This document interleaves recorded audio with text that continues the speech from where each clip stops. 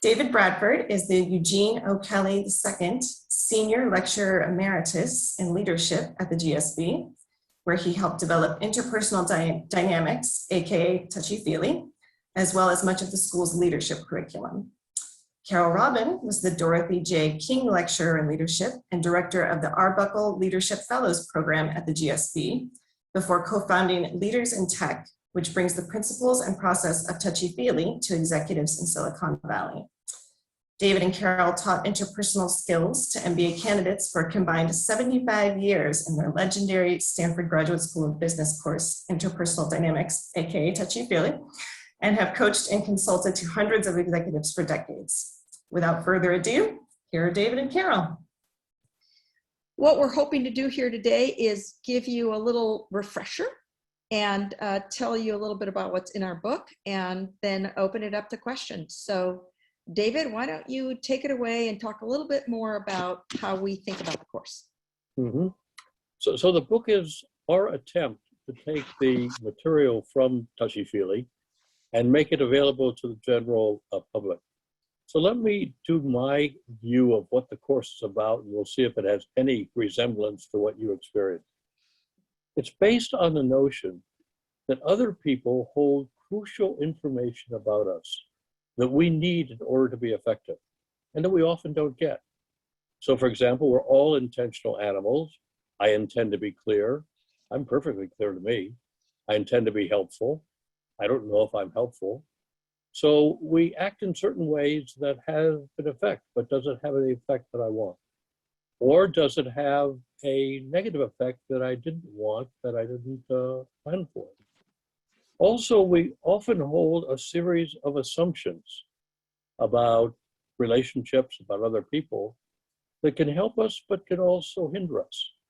So if we hold the assumption that if I disagree, you won't like me, that's going to inhibit what I say.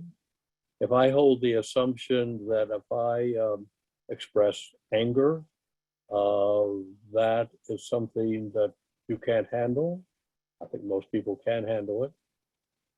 The third thing is, all of us want to be accepted and approved of. So we tend to act in certain ways. And to what extent in what we act, we stop being ourselves. We give a presented image. And I think a lot of that occurs in the GSB. I think a lot of that occurs in real life. So in a sense, other people have information about the impact of our behavior. The phrase we use in the course is, it takes two to know one. I need you in order to know me. I'm an expert on what I intend. We both see my behavior, but you know the impact of my behavior. And this reminds me of Robert Burns' poem. He said, "Oh, would some giftie the gods would give us to see ourselves as others see us." But often in, quote, real life, that sort of information is done in ways that's hurtful, it's done out of anger, or it's distorted, and we still don't get a good picture of ourselves. And one of the exciting things about this course, and why, in a sense, I've spent much of my professional career working on it, is that it gives people the competencies to start to build relationships where they can get this information and therefore can become more themselves.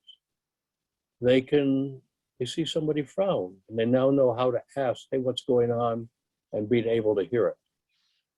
I think one of the very gratifying things I find in the course are the number of times in the T group, a student has said to another one, you know, when we took finance together, I really didn't like you. You seem to sort of be showing off. But as I've really gotten to know you, I really sort of liked you. And what we find is that when one is oneself in an appropriate way, usually our ability to influence, to lead, to be impactful, to be approved of, goes up. So this course is really about the skills, the competencies, to build those sort of relationships where I can be myself and where I can learn about myself. And that's why students frequently in the course say, this has been transformational. This has been life-changing. And we hear things which confirm this poll that we just did. We regularly get emails from alumni 10, 20 years out who say, I'm still using this course. It resolved a major issue with my boss. Even I've heard people say it saved my marriage. It helped me come back from a conflict. So our issue, our problem, was how do we take an experiential course that was so powerful, and how do we put it in a book form? And we're going to try and cover some of the major parts of the course and the book, and to explore that in greater detail. So Carole, take it. Yeah, so let me start by stopping the share, since we're not going to have a new slide for a little while, and then you can see us a little bit more, even though I know you can make your screen bigger and smaller. Let me start by saying that as David just said, we were faced with quite a challenge in trying to figure out how to deliver what we knew the course delivered in a book. Since, you know, as you all know, you don't learn how to be more interpersonally effective by reading about it. You learn to be more effective by actually engaging with other people and finding out whether or not you are effective. So what we ended up having to do, we need somebody to mute. Thank you. So what we ended up doing was trying to first get really clear on what was it that happened in Touchy Feely that so many students, you know, learned and then found transformative. And the first thing we concluded was that what students learn in the course of the quarter is that relationships exist on a continuum. And at one end of the continuum, there's contact without any real connection. And at the other end of the continuum is something that David and I came to call exceptional, which is why that's part of the title of the book. And you can't get to exceptional unless you first get to functional and robust. And sometimes that's good enough. So we're not suggesting that every relationship in your life has to be exceptional. That would be exhausting and unrealistic. But we are suggesting, as you've learned in Touchy Feely, that you can take most of your relationships certainly to functional and robust. And some, if you're armed with these skills and competencies, all the way to exceptional, if that's what you both want. So then we got to thinking, so what are the characteristics of an exceptional relationship?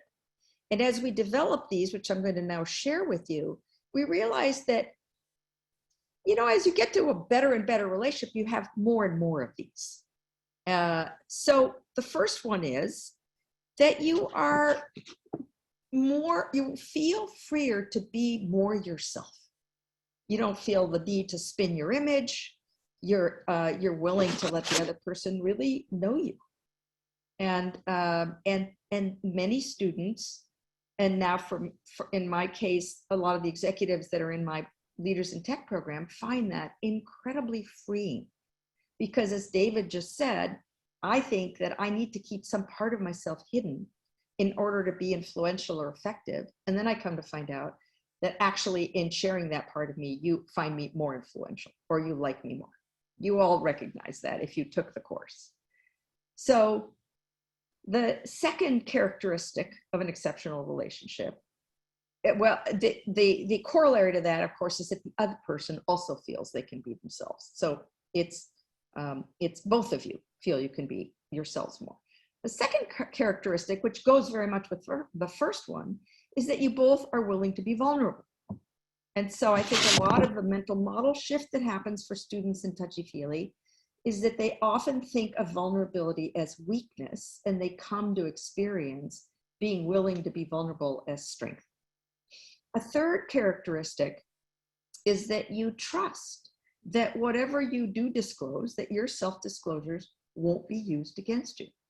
And part of the magic for a while, our working title was the magic of exceptional relationships, because we do think that there's something kind of magical with touchy feely.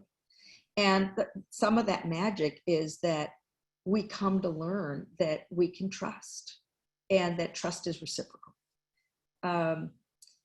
Another characteristic is that you can be honest with each other. And even if what you're going to say might initially be difficult for the other person to hear. A fifth characteristic is that you learn to deal with conflict productively, rather than avoiding it, running away from it, or getting locked in it. You learn how to deal with it in a productive way. And the last one is that you're both committed to each other's and your own growth and development. And that's also part of the magic. So, to talk a little bit more about what all that translates into, David's going to talk a little bit about risk. Yeah, all of these are crucial characteristics, and all of them have risk, which is why we are cautious about it and why we need 10 weeks to have people experiment with it. So taking the first one, being myself. Well, it's not a matter of sharing everything. We have to be judicious. And the whole notion, there's some things I could share about myself that you may not approve of, or you may only approve of once you know me better and can see the whole background. So it's a risk to share myself. It's also a risk to encourage other people to share themselves. Yes, I may want to initially know that you may have had a troubled childhood, but do I really want to hear all the details and all that you went through? Maybe as we get a stronger relationship, I do, but do I want to at this point? Honesty. Well, there's honesty and there's honesty. And we're all very careful about what we say to other people because we know it can be hurtful. We can know it can be taken the wrong way. The whole notion of raising conflict, raising disagreements, we're going to try and show that can start to build relationships, but it can also damage or even destroy relationships. So there's risks in doing all of this. And part of what we have to learn is, what do I share at this point in our relationship? And can I share more? But these are risks that we want to acknowledge, and we don't want to blithely say, oh, just share everything, raise everything, tell the truth, everything. They institutionalize people who do that, and we don't want to get you into that sort of trouble. Now, that said, there are also risks in not saying, and not raising issues, and in not telling people about you. Because hopefully one of the things those of you who took the class learned is that in the absence of data, people make stuff up about you. If they don't understand why you're doing something or who you are or what's important to you, then human beings like to make sense. So they fill in the blanks. The more you keep things to yourself, the more they will fill in the blanks. Probably with stuff that you don't want them to fill the blanks in with. The closer you hold your cards to your chest, the closer they're going to hold their cards to theirs. And by the way, we call that progressive impoverishment.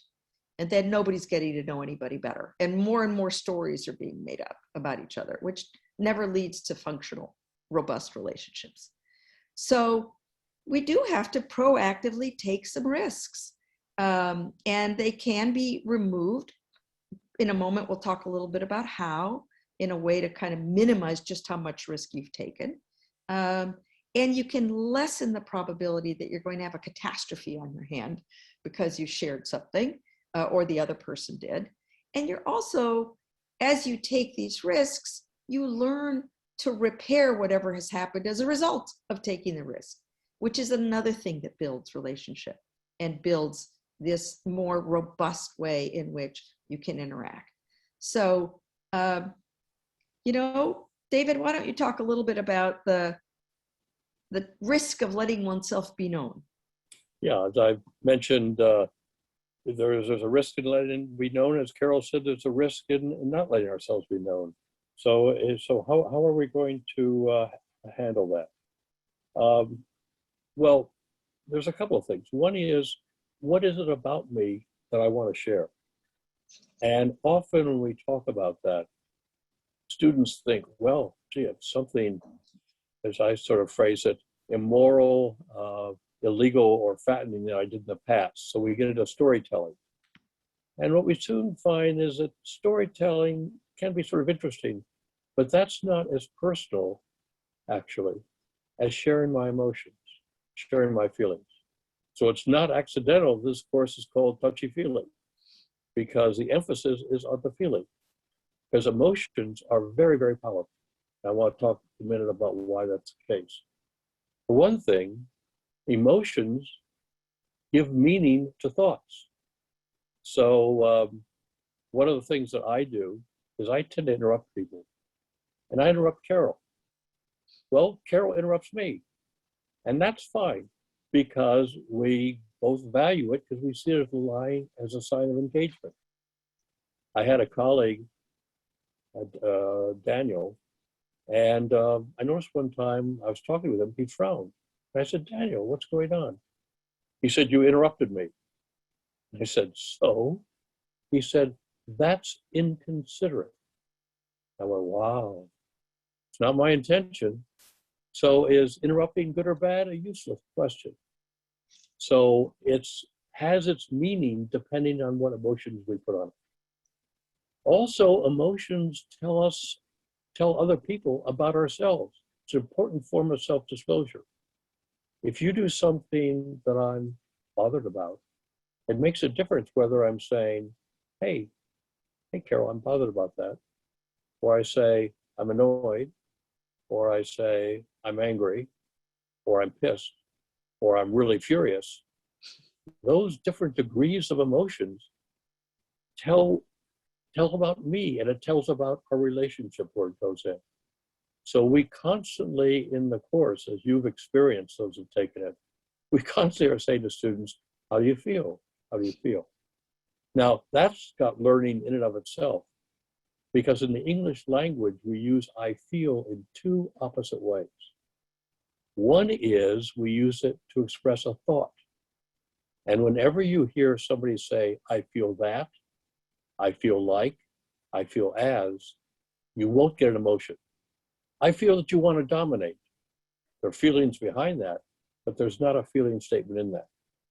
So we constantly say to people, when you, at least in the course, and hopefully you're transferring this outside, when you use I feel, put an emotion by it. Because I can't say, I feel like angry. That ain't good English. So when you hear it, and the trouble is, once we are into this, Carole and I, whenever I hear somebody use I feel and put a that in it, I sort of want to correct them. I try not to be so annoying. So what we want to say is, value your feeling. Your feelings say a lot about you. It says what's important to you. It says a lot about you that others want to know. Now the question is, in sharing yourself, how much do you share? And students often say, but how much should I share? Hang on, David, do you want me to give them an example of the cost of not sharing a feeling? Sure. Because I paid a really big cost way before I ever got to the GSB. Those of you who know me know I'm not a career academic. I had lots of careers before I got to the GSB. And in my very first job, I was hired as the first woman in a non-clerical job at a large industrial automation company. And this was 1975, so yes, I'm old. The dinosaurs weren't roaming the earth, but it was a long time ago. I was the only woman. And boy, did I learn really quickly that the rules of the game were, you better leave all feelings and emotions in the parking lot. And I learned that lesson well. It served me exceedingly well.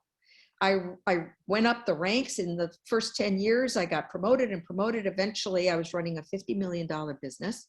And I was at an offsite with my team, who were still all guys. I finally fixed that, but it took me another couple of years. But I'm at this offsite, and I'm excited about something that I think we should try. And I'm getting crickets. And then I get a little more excited, and I get more crickets. And then pretty soon I get really agitated. And one of my guys looks at me and says, Carole, is that water in the corner of your eye? Then he says, are you going to cry? But then he says, are you human after all? Are you human after all? And that's when I tore up our agenda and said, I don't think there is anything more important for us to talk about than that. And we spent the next 2 days talking about who we all really were. And there were a lot of feelings expressed. And we realized we had, in fact, been leaving half of ourselves in the parking lot. But that's when we became a team. And that was the day I became a leader. Now, had I burst out in tears 2 months after I was hired, probably would have never gotten to be, a manager of a $50 million business. But what I think a lot of students learn in Touchy Feely is that we overlearn. Something serves us, and then we never experiment with trying something a little different, which is why David's going to, in a moment, talk about how do you start to expand outside of what you normally do. So as you started to say, David. Yeah, but how do you know? that's a wonderful story. I love that story. And I think it makes another point. It's not just that was 20, 30 years ago. It also speaks back to the point you said before that relationships are on a continuum, but they're on a time continuum as well. Right. So if you were starting that job today, you also would be careful about how many feelings you want to show. That's correct. And again, one of the important things about building a relationship is we can show more of ourselves and show more of our feelings. Yeah, and in fact, I had created enough credibility. Yes. And they, and I had more power in the system. There were a lot of things that had happened over that time. Yep. So yeah. Good. So Carole, put up the next slide, because I want to answer the question students often ask, but how much should I show? And we say it's the 15% rule. So let me diagram that. And we use this is probably familiar to many of us. And we say that disclosure, I want you to think in terms of these 3 concentric circles. There's that inner circle, that zone of comfort. And that's where we share just about anything. We share this to just about anybody. I've been married for 56 years. I have 2 kids. I have 3 grandkids. Yes, I've stopped teaching, but I'm doing this, I'm doing that. That's how we start conversations often and start to build a relationship. Then there's the second circle, which is really the third circle here. I'm going to get back to the second circle. The blue circle is a zone of learning. And the outer circle is a zone of danger. And that's where you don't want to go. But what we say to students and we say to our clients, what you ought to do is take a 15% risk, and this is a risk, and share something you normally wouldn't share that's 15% out of your comfort zone, and see what happens. Usually what happens is the other person shares a little bit more about themselves, and that reciprocity starts to increase. And even if it wasn't quite appropriate, usually nothing disastrous has occurred, and you can recover. But something else occurs as you have shared this, and you find that it gets acceptance, it starts to build a relationship. You start to become more comfortable with it, and your zone of comfort increases at 15%. And then you can take another 15%. So we want to be very clear. We're not saying throw caution to the wind, share everything, raise everything. The 15% rule applies to much of what we're going to be talking about next, but it's one way to think about that progression of being more of yourself and the progression of building a relationship. So let's give you a moment to just reflect. And I just want to remind you all that we're going to talk, we're still going to leave lots of time for Q&A. But take a moment and reflect on whether or not you've got a relationship in your life right now that you'd like to deepen. And think take 30 seconds, 45 seconds, and think about what could you share about yourself that would let that person significantly know you better. And it could be here and now feelings. It might very well be what's going on for you here and now, rather than deep, dark secrets from your past. So take a moment and think about that.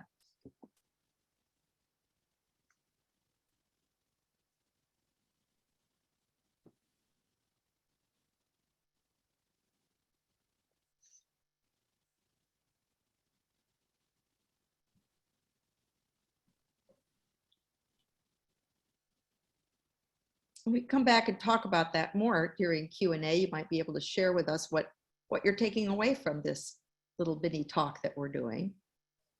So let me now come back to something else we talked about at the very beginning, which was this notion of one of the characteristics of a relationship that's moving along this continuum and is eventually exceptional is that information isn't used against you.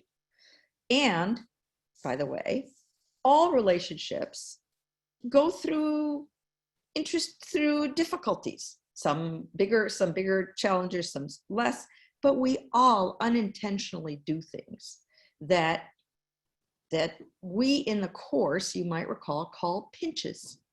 Somebody does something, it kind of annoys you, it kind of bothers you. And now we're at a choice point. So the question is, do I raise it? Will you think I'm thin-skinned because I raised it? Will you think I'm making a big deal out of it because I raised it? Or will it help us actually move along this continuum? And it's a choice. If it's something that's happened once, and it doesn't happen again, well, maybe it wasn't worth raising. But if it's something that continues to happen, my bet is that it goes from a pinch, a little pinch, to a bigger pinch. And then pretty soon it goes from a small annoyance to an annoyance. And then it gets tied to something else that the person has done. And pretty soon you've reached what we call a crunch. So one of the things that we like to recommend is to raise pinches and see them as an opportunity to get to know each other even better. And it's an aspect of learning how to recover when something small has gone a little bit awry before it's become a big deal. So therefore, we want to give you the second self-reflection. So we're going to put that on and want you to think, has there been an incident recently with a friend or coworker where they said or did something that was a pinch for you, but you didn't share? Think about that. And then also think about, why didn't you? What were you concerned about? So take a minute and reflect on that.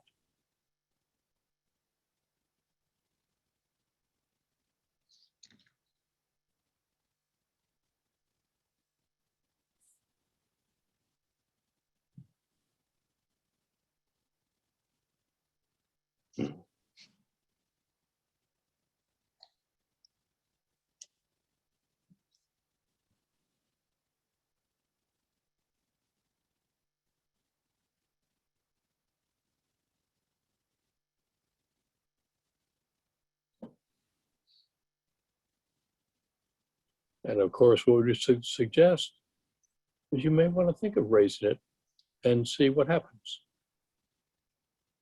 As an aside, I had a student, a former student, who wrote to me after she got the book and read it. And she wrote to me and said, "Oh my God, I'd forgotten all about pinches." And I realized I had a pinch. And I was like, oh, that's what I knew. That's what I need to do with it. So hopefully part of this is a reminder for those of you who already know it, but also will lead you to decide to just up the amount you're using what you learned. So Yes, David? Okay, let's talk about another of the dimensions, which is honesty. And I want to say that when I hear somebody say, well, I'm going to be brutally honest, I experience them usually more brutal than honest. And they're not honest because they don't stick with their reality. So I want to talk about what we think is a core concept in this course, which is a notion that there are three realities, not one reality, and that you get a lot more leverage. You get a lot further if you stick with your reality and don't go beyond it. So let's diagram that, and then I'll explain it.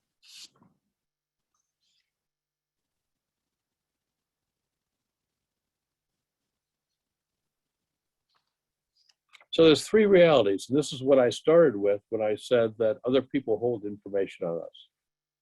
One reality is the intent behind my behavior. And as I said, all of us are intentional animals. We do things for a reason. We do things to have an effect. We do this all the time. The second reality is my behavior. My words, nonverbal, tone, gestures, even silence is a form of behavior. That's the only reality you and I know about me. The third reality is the impact of my behavior on you. How does it make you feel? What sort of emotions come up for it? How are you likely to react? What are your responses? That's a reality I don't know, but I need to know. So each of us have two of the three realities, and each of us would like to know the third reality. So in terms of honesty, you're going to get much further if you stick with your reality.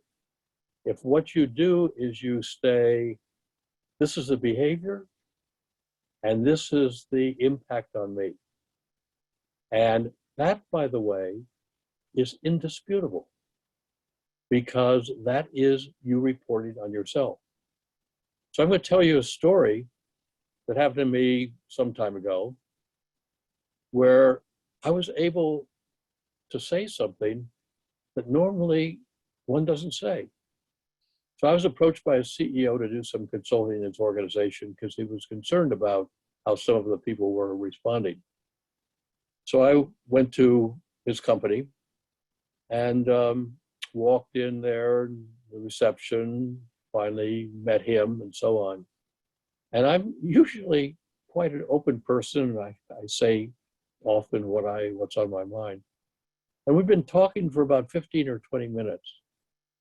And Joe, and I'll give him that name, Joe said with some exasperation, he said, the trouble with people these days is they just walk on egg.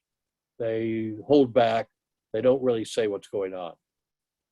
He said, I really want to know what's going on. And I reflected for a minute, and I was thinking about what's happening to me, what's going on within me. And I said to him, well, Joe, I obviously don't know what's going on in your company, but I've got to tell you that almost from the moment I walked in this company, the front door, but ever since then, I've been careful about what I would say. And I said, I usually don't do that. I don't know what's happening.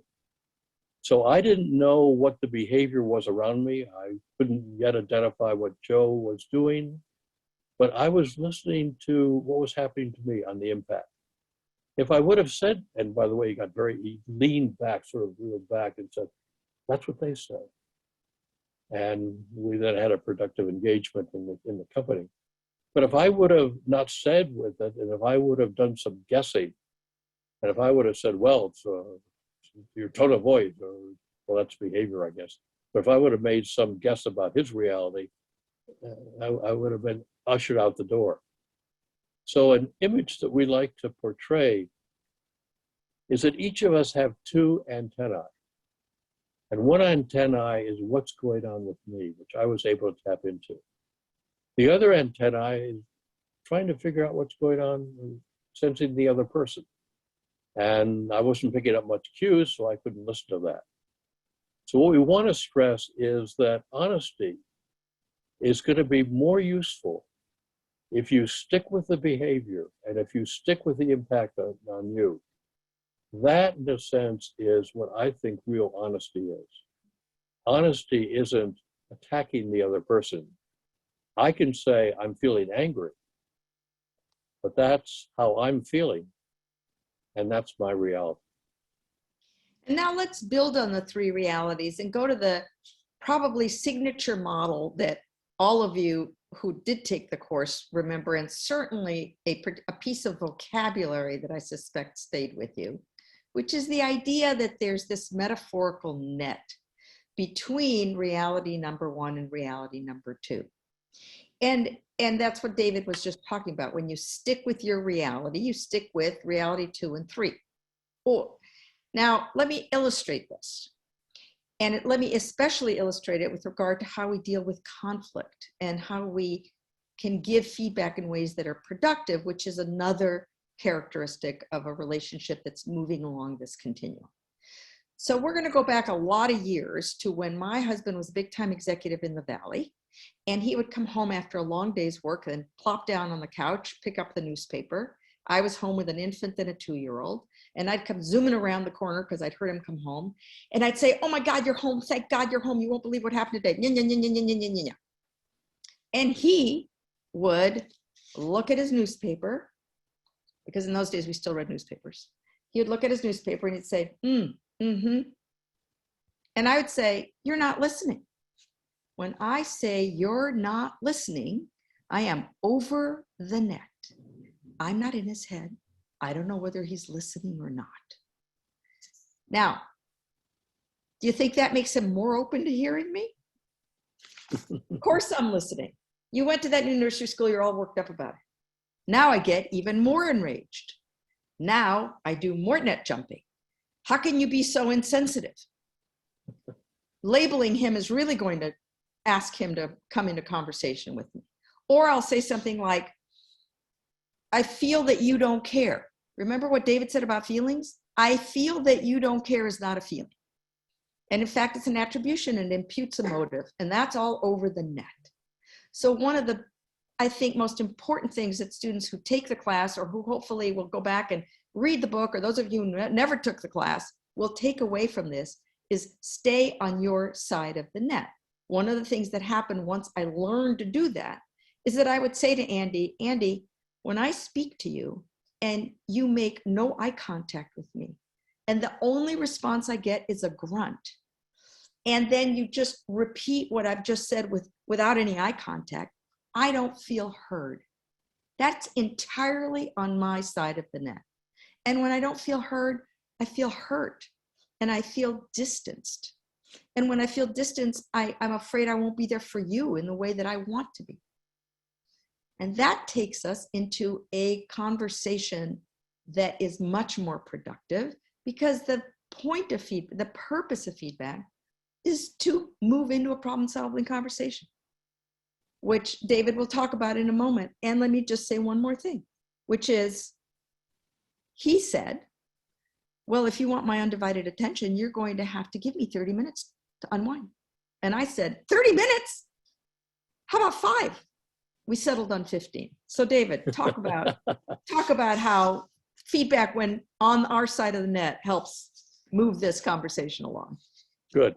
And what I also want to add, to get a great story, and one I can really identify with, is that if Andy would have retaliated to those accusations by saying, "Well, you just want to control me.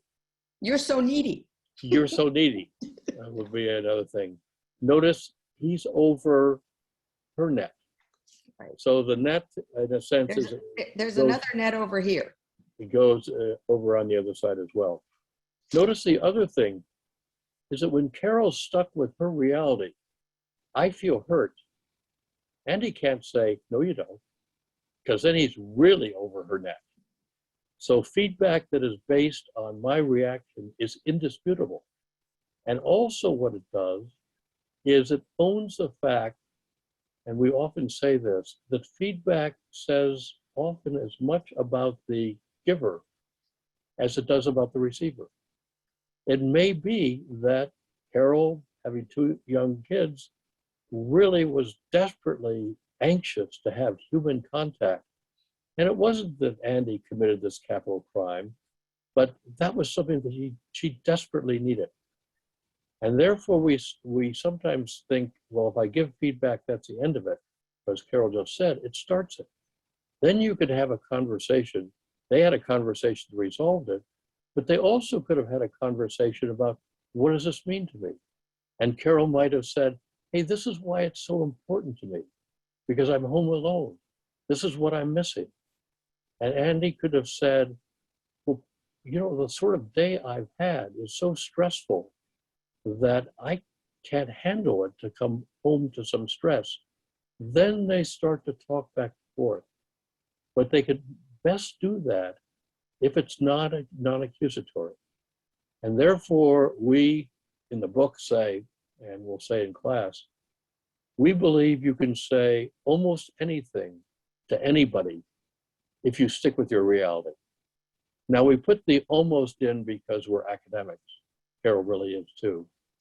And if we had 2 glasses of wine, we'd drop it, because we really do believe if I stick with my reality, and if my intention is to help our relationship, and I'm willing to stick in there while we work this out, we can say almost anything to anybody. And let me just add one more thing and then want to give you a moment to reflect. Embedded in any piece of feedback in the way we've been talking about it is a piece of disclosure. Yes. If I'm going to include the impact of your behavior on me, I have disclosed something about me. So we share the vulnerability a little bit more when we stick with the model. So with that, take a moment and think about whether you've got any constructive feedback for somebody in your life that you feel a little unsure about, you know, how to go about doing.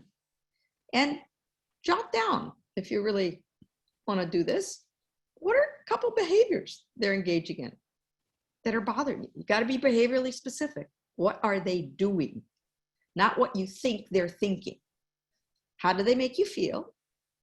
And, you know, what gets in your way of wanting to raise it? So take a few minutes to think about that, and then we'll conclude and open it up for questions.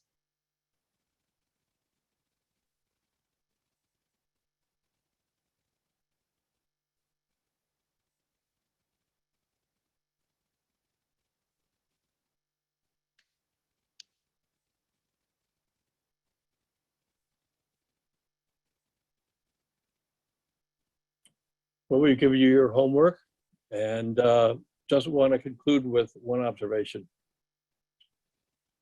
In all of this, what we want to stress is you have a choice. You don't have to disclose. You don't have to encourage the other person to disclose. You don't have to raise an issue. You don't have to share opinion. It's all choices. And one of the things that we stress in the course, you probably remember, is when somebody says, I can't, we say, no, no, that's a choice. In fact, technically, I can't is a physical impossibility.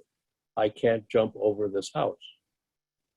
But it makes a difference if you think in interpersonal terms that everything you do is a choice. And the world changes if you say, I choose not to, or I choose to, because that's what gives you agency.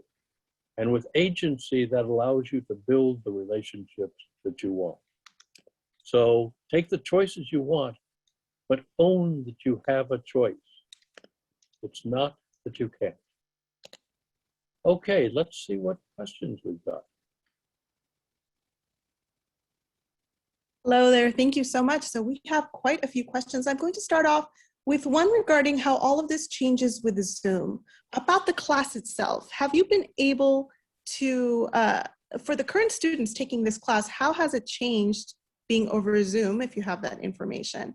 Yes, neither of us are teaching it, so this is secondhand. It's difficult and it's possible. They've had to reduce the group size to 8 from 12,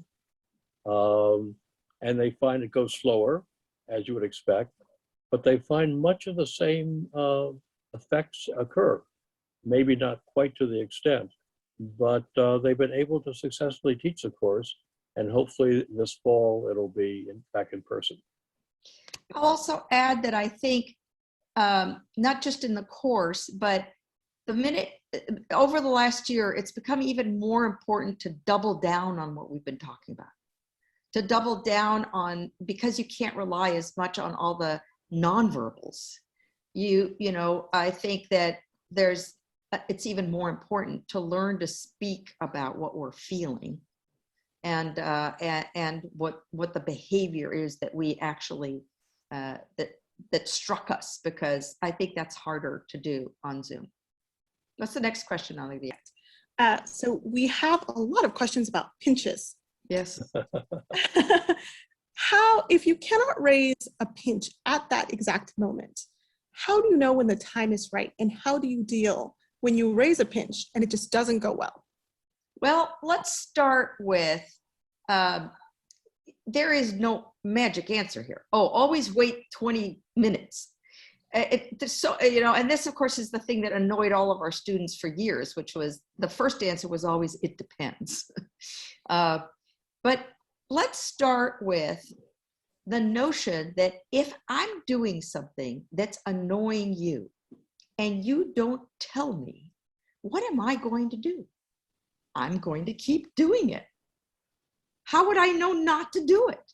And the more I do it, the more the chance is that it's going to turn into a crunch. So how do you know? When it starts to feel like, man, it's time to tell Carole she's doing something that's bothering me before it gets even bigger, as a general heuristic. Now, it doesn't go well. Let's talk, what does that mean? I saw somebody here saying, what happens when they respond with, you're just too sensitive? Well, first of all, that's over the net. I feel that you're not too sensitive is over the net. And that's what they're saying. I don't know how to respond to you is staying on your side of the net. But the minute you and of course, that's going to make you defensive. So then you can give them feedback on what it's like to hear them say that. I'm trying to say something that I think will help us have a better interaction and help our relationship. And what you just said to me makes me less inclined to share with you. And therefore, I'm worried about where that leaves us. Now, I'm curious what David would add to what I just said. No, I think that's very good. Let's get another question. How do you deal with someone who's not playing by the same set of rules? You're trying to stay on your side of the net, but they always go over. What do you do? Well, I think what you do is you push them back. And let me give an example. Let's say somebody were to say to me, well, David, the trouble is you just want to dominate. Well, they're over the net. I'm first going to feel a little defensive. And can I hold my defensiveness in abeyance? Not to say that's bad, but I put it aside. And can I push them back? And I say, well, gee, that's not my intention. But clearly I'm doing something, reality number 2, that's giving you that feeling. They haven't given a feeling, but there's a feeling there. It's giving you that reaction. What am I doing? So what I've done is I have forced them to name the behavior, and I'm also going to encourage to try to have them surface a feeling. And they may say, well, David, you just interrupt all the time. I may say, well, yeah, sorry, didn't want to have that impact. How does that make you feel? It's usually what I say. And they say, well, I feel discounted. I feel ignored. I don't feel valued. And I'm going to apologize. I'm going to say, well, it's certainly not what I wanted to do. Now, that's my tendency. What can we do about it? So I gave the example of my interrupting Carole and Daniel. And we had agreement with Daniel. I said, Daniel, I don't want you to feel that I'm being impolite. I'm really going to work hard not to interrupt, but I want you to give me a little leeway because I know I'm going to fail. And we're able to work out a relationship. So when somebody's over the net, you can push them back. The other thing you could also do is you could share, hey, when you make that attribution, I get defensive, it makes me feel defensive. It makes it hard for me to want to take this in.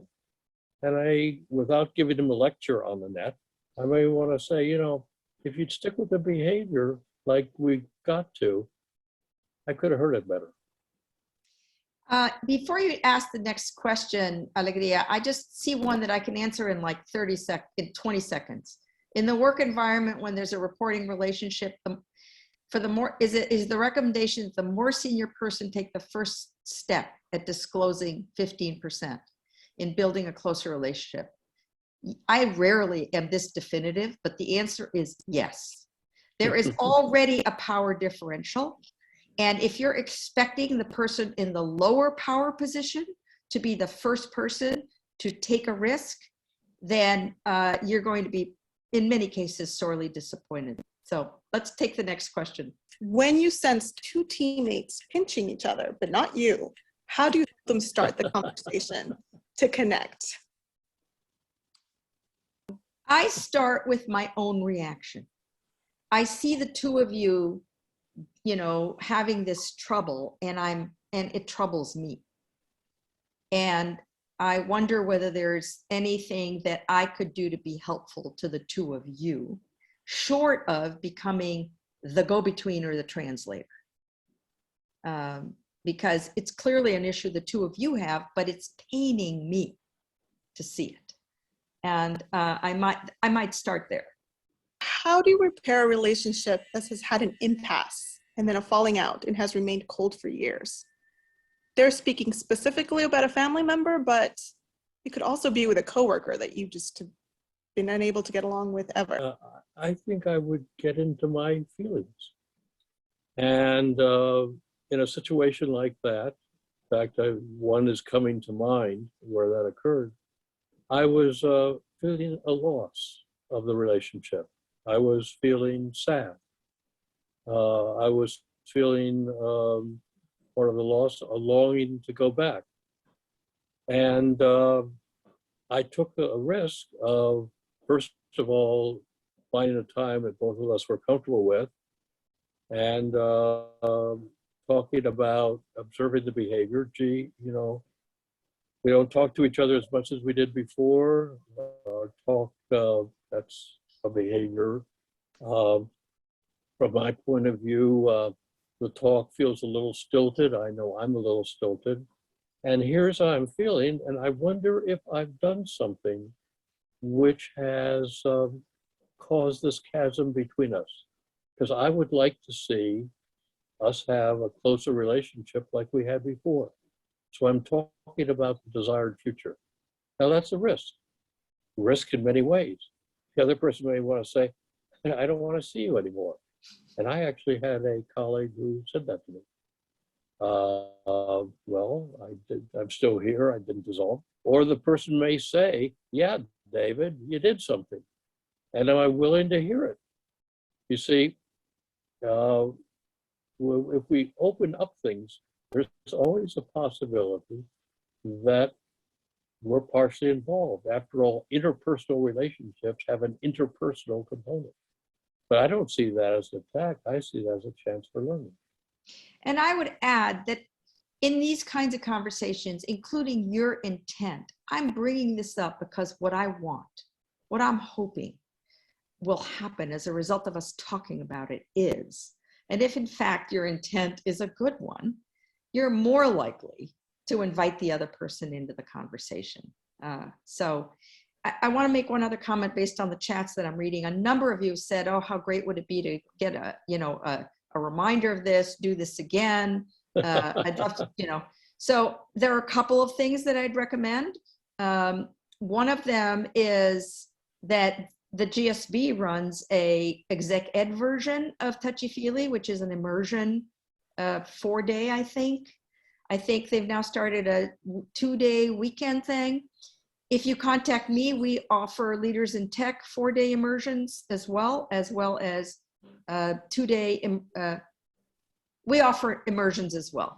If you contact me through Leaders in Tech. And of course, there are a lot of people doing T groups that are in our community. So you can contact either one of us, and there are lots of opportunities. So we are actually down to just 1 minute, but I must ask this question. Is there just a moment where a relationship has no hope and you just need to give up on that relationship?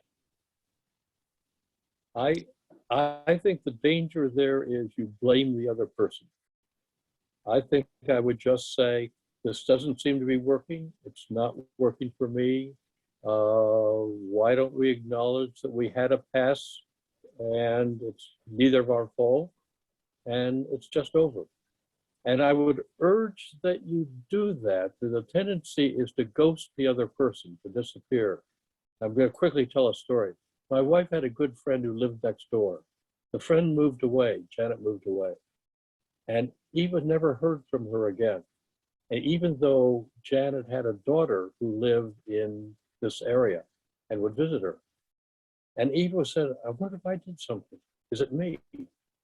Now, we knew that this person had problems with depression, so it may be due to that. But ghosting people leaves people in ambiguity and self-doubt. I think without blaming, you can be honest. We would like to thank you. I think I can speak for Carole, that both of us really enjoyed it. And good Thanks luck, a lot. everybody. Really wonderful seeing so many familiar names and faces. And sorry I Yes. couldn't hug you all. Virtually. Yes.